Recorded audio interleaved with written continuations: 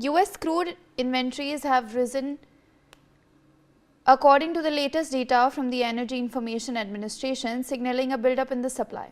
The increase comes as imports surged, with shipments from Venezuela and Mexico hitting their highest levels since late 2024. The data points to strong inflows of heavier crude grades preferred by US refiners, even as refinery demand fluctuates. Analysts say the higher imports have contributed to the stockpile build, keeping oil markets cautious amid ongoing global supply uncertainties.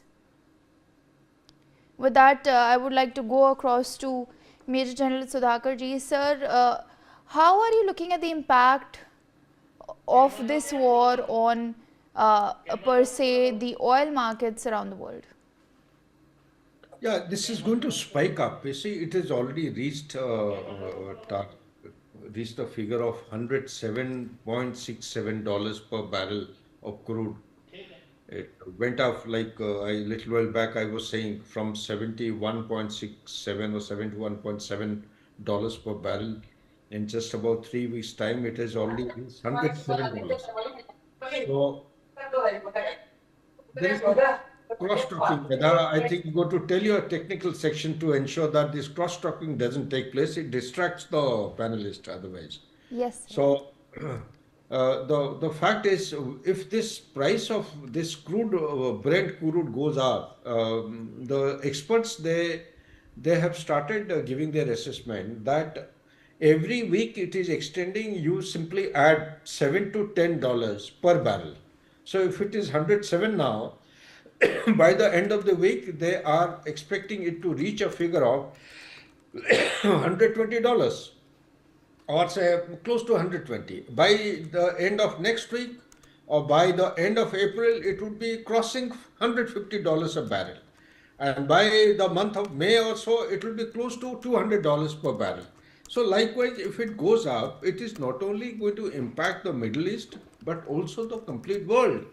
The USA may have an argument or a counter argument to say that it takes only 1% of the entire oil of 20% which goes out of Strait of Hormuz.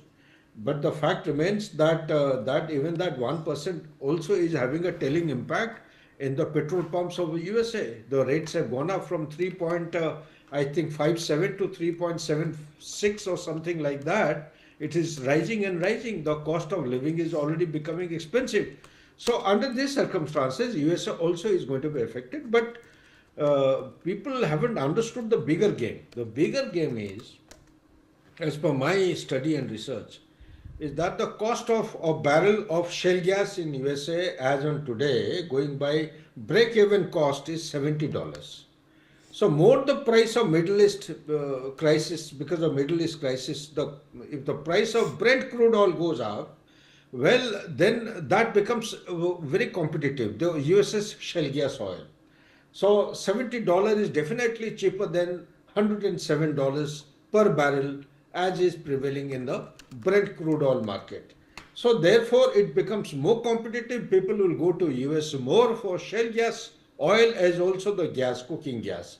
So this is how the market is being either deliberately or inadvertently it is being spiked or it is actually being, the fire is being stoked so that the continues. So this is how it is going to benefit USA. But nobody will talk about this.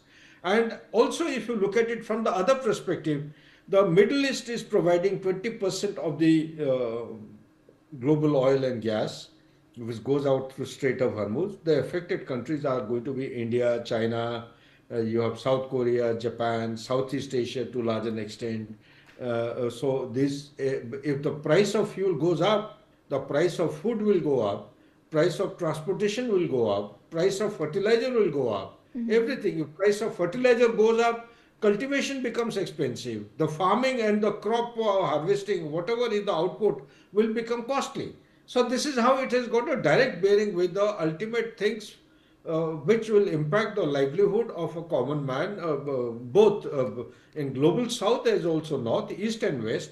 Everyone is going to be impacted. It will lead to a kind of a recession that the world had experienced way back in 1932, or a kind of a stage of recession, very close to recession stage in 1973 during the Yom Kippur War, Then there was a stage sometime uh, during the Gulf War, it had also reached that kind of stage.